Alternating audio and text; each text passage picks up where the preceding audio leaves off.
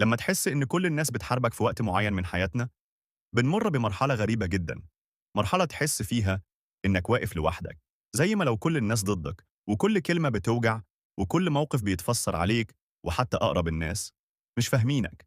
الإحساس ده مش ضعف ولا جنان ولا إنك شخص حساس زيادة عن اللزوم. الإحساس ده رسالة إن في حاجة جواك اتجرحت أكتر من مرة، فساحت دفاعاتك، وبدأت تلاحظ كل حاجة حواليك بنظرة خوف. لما تحس إن الناس بتحاربك، ده معناه إنك اتأذيت قبل كده، اتخذلت من حد كان المفروض يسندك، اتكلمت بصدق واتهاجمتي، وقفت مع حد وسابك. فبقى عقلك يقولك خلي بالك، محدش آمن. بس الحقيقة مش كل الناس بتحاربك. اللي بيحاربك فعلا هو وجع قديم لسه عايش جواك. لما الوجع يتخزن جوه الإنسان، كل صوت يعلى عليه يحسه هجوم، كل اختلاف رأي يعتبره خيانة، كل مسافة من حد يشوفها رفض.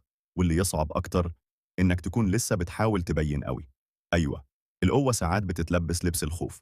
بنبقى خايفين نتأذي تاني، فنمشي في الحياة بأسلوب اضرب قبل ما تضرب، شك قبل ما تتصدم، ابعد قبل ما يتقالك امشي.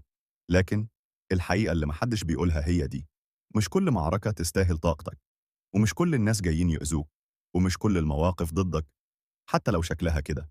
أوقات كتير الناس مش بتهاجمك، الناس بس مش فاهمة اللي جواك. وانت مش مضطر تشرح لكل حد، بس لازم تشرح لنفسك.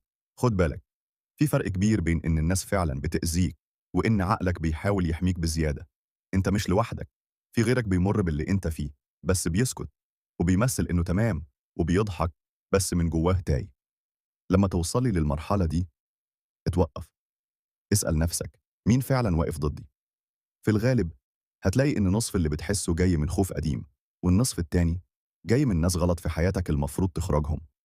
المعركة الحقيقية مش مع الناس، المعركة الحقيقية مع نظرتك لنفسك. لو أمنت إنك قوي، مش هيفرق مين بيحاربك. لو أمنت إنك تستاهل معاملة محترمة، مش هتسمح لحد يقلل منك. لو أمنت إنك مش لوحدك، هتلاقي اللي يشبهك، واللي يقف معاك، واللي يسمعك.